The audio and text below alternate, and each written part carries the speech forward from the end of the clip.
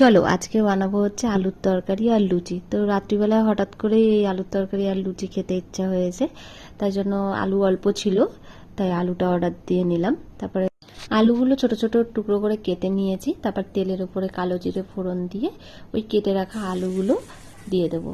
তারপর একটু লবণ আর একটু হলুদ দিয়ে আলুগুলোকে একটু ভেজে নেব।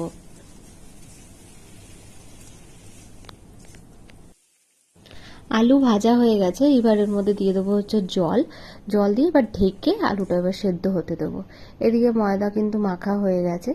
তরকারিটায় অল্প চিনি দিয়ে এবার এটাকে একটু নাড়িয়ে চাড়িয়ে নামিয়ে নেব।